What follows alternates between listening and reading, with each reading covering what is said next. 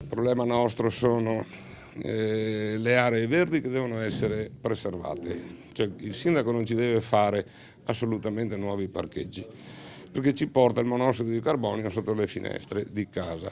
Tutto sarebbe nato dalle lamentele di alcuni commercianti di via Guido Reni che non riuscirebbero ad affittare i loro negozi sfitti perché non ci sono parcheggi. Ma i cittadini non ci stanno a vedersi portare via quell'unica area verde e lanciano una proposta. Io credo che il problema di fondo sia che il parcheggio scambiatore del capolinea del tram non viene utilizzato completamente perché a pagamento, costa €1 al giorno.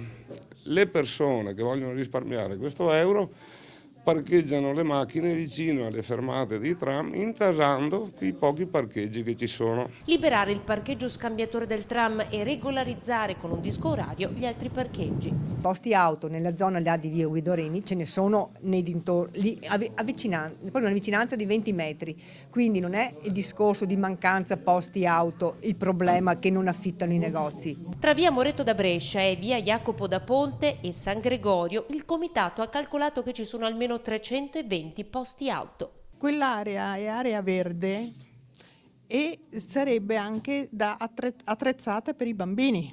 Con tutti i condomini che ci sono attorno, quell'area è assolutamente, ci deve essere, non è possibile.